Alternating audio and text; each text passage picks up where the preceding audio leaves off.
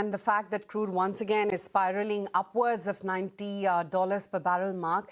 The bigger blow this morning could be perhaps for the pharmaceutical sector. And let's try and analyze that.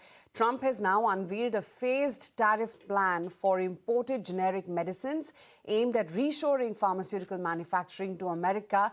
And from August 1, generic drugs entering the US will continue to face zero tariffs. That's for 2 years. However, from August 2028, that's 2 years after, imports will attract a 100% tariff for 1 year, rising to 200% thereafter.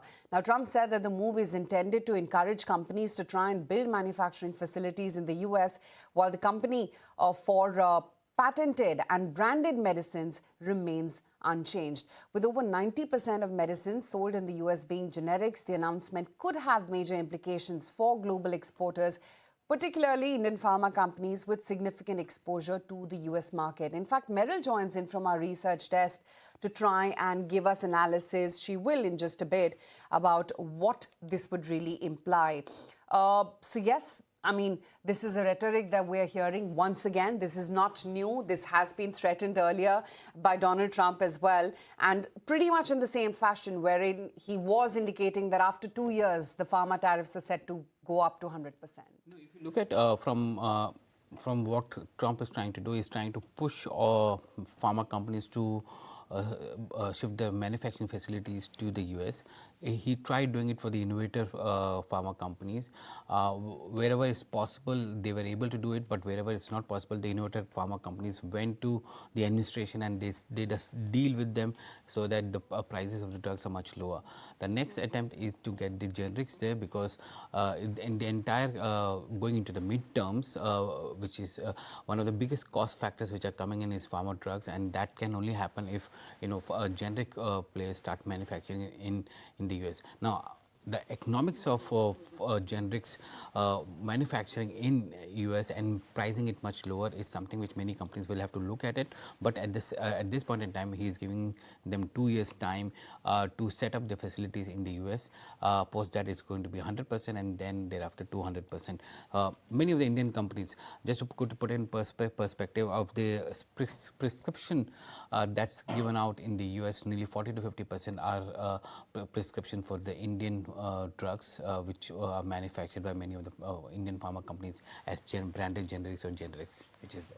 Yeah, absolutely. So the pharma sector in focus, but let's just move on and let's talk about what our market setup as well is looking like. Today, of course, you've got a lot more tempered move in terms of what the global cues are like, because the handover from the US equity markets, while that was strong, but the bigger niggling worry for our markets, as is always the case, is going to be crude. And as I speak, you've got Brent at $92 per barrel. So once again, as you had the case last week as well, could it become a trade-off on crude? And is that how India is going to be traded today? Having said that, FIIs, that sporadic buying spree continues, and yesterday was no different. It was once again a buy figure from the FIIs. But yes, Kunal is here to tell us more about what the setup is looking like, given what you have in terms of the Japanese yields. And now, Kunal, this move on Brent.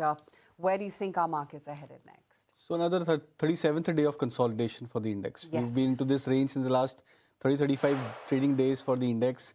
We went to this band, June start, and I think end of July so far. I think we are still continuing to be into this 500-point kind of a grinding range, 23,750, 800 as a support, and 24,350 broadly as a resistance for the indices. So I think we'll continue to grind into this range for potentially another week or so. But I think the sector composition so far are indicative that the market tilt is still on the more bullish side, because when you look at the market breadth, when you look at the mid-cap 50, when you look at the number of stocks which are trading sub their long-term moving averages, so we look at parameters like 20, 50, 100, 200 moving averages, the tilt of the stocks is that almost 60 to 65% of the stocks broadly are trading above their key moving averages within the Nifty 50, mid-cap 50 and the small-cap 50 index. So that tells you that the market tilt overall has been quite okay. It's just that the index has been unable to lift off into any kind of a major breakout because of those odd casualties on the large cap names, which one or the other day goes into a bit of a corrective phase. So that I think is acting as a weight for the index. But let's see how the next series starts to pan out, because I'm expecting that maybe start of the August series is where we might see the breakout of this range finally for the index. But what will lead that, Kunal?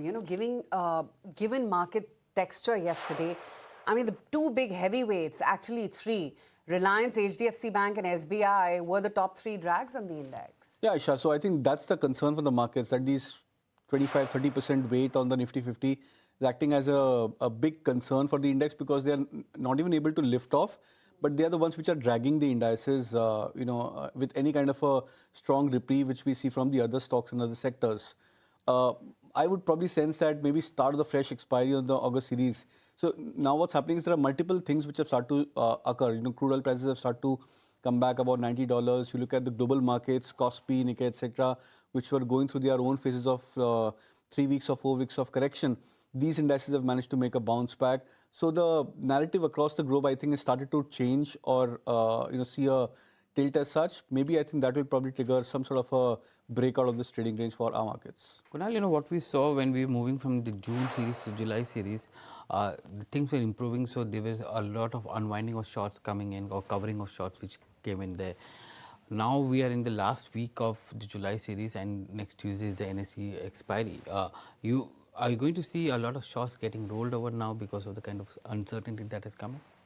So last 7-8 days, I think we've seen a 20 lakh drop in the open interest contract, and that is pre the rollovers. Rollovers generally start T-5, T-4 for the indices. So it happened prior to it, maybe I think in the anticipation of results from those larger cap names.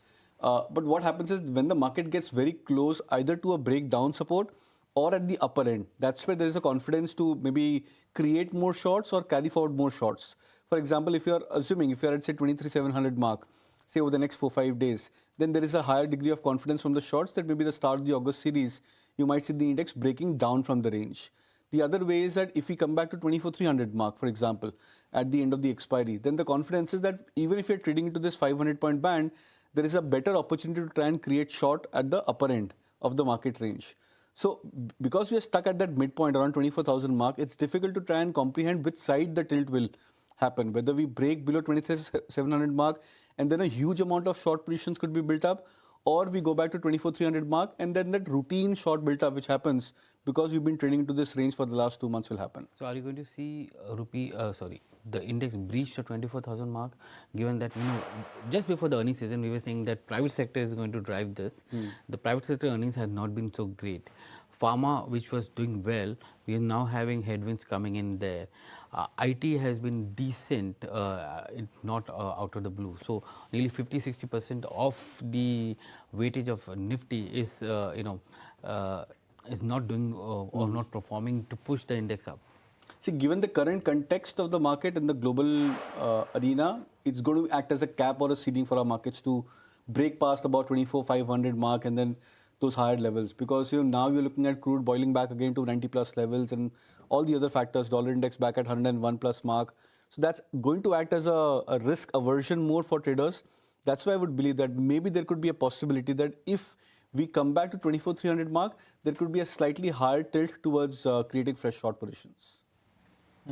Kunal, picks? So two buy calls on sectors which have been performing very well. For example, Shriram Finance apparently has been doing very well. So the entire NBFC pocket has been looking fairly charged up. Many of the stocks are confirming a very similar kind of a price pattern. You're seeing a bullish flag, a pennant combination pattern for these stocks. So we'd look at a buy with a target of 1,098. Stop loss could be kept at 1,048. The second would be a buy on Titan. Gold-related stocks have been doing very well for themselves. Titan is apparently one of the few larger cap names which has come back towards breaking the previous major multi-month highs, breaking past about 4,700 levels. So we'd look at 4,790 as a target. Stop loss to be kept at 4,630. Okay, very interesting ideas there from Kunal. We'll take a very quick break on that note. When we come back, we'll analyze what are the other stocks and sectors that you need to focus in on as we step into trade this morning.